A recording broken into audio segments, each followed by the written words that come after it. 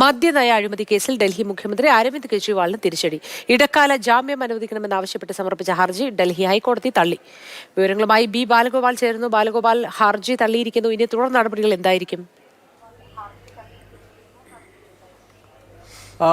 ഇടക്കാല ജാമ്യം എന്ന കെജ്രിവാളിന്റെ ആവശ്യത്തിലാണ് ഇന്ന് ഡൽഹി ഹൈക്കോടതി തീരുമാനമെടുക്കാത്തത്. ഡൽഹി ഹൈക്കോടതിയിൽ ഇന്ന് അരവിന്ദ് കെജ്രിവാളിന് വേണ്ടി ഹാജരായ സീനിയർ അഭിഭാഷകൻ അഭിഷേക് മനു സിംഗ്വി ഈ കേസ് പരിഗണിക്കുന്ന വേളയിൽ ഇടക്കാല ജാമ്യം അനുവദിക്കണമെന്ന് എന്ന ഒരു ആവശ്യം മുന്നോട്ട് വച്ചിരുന്നു. എന്നാൽ അറസ്റ്റിനും അതുപോലെ തന്നെ റിമാൻഡിനുമെതിരെ കെജ്രിവാൾ നൽകിയ ഹർജിയിൽ ഇഡിക്ക് നോട്ടീസ് അയക്കുകയും ഇഡിയോട് ഏപ്രിൽ 2 മറുപടി നൽകുവാനുമാണ് ഇപ്പോൾ ഡൽഹി ഹൈക്കോടതിയിലെ ജസ്റ്റിസ് സ്വർണകാന്ത് ശർമ്മ നിർദ്ദേശിച്ചിരിക്കുന്നത്. ഏപ്രിൽ 3 ഈ ഹർജി വീണ്ടും പരിഗണിക്കുവാൻ വേണ്ടി തീരുമാനിക്കുകയും ചെയ്തിട്ടുണ്ട്. നാളെ ഇഡിയുടെ കസ്റ്റഡി കാലാവധി കഴിയുന്ന അരവിന്ദ് കെജ്രിവാളിനെ കോടതിയിൽ ഹാജരാക്കുകയാണ്.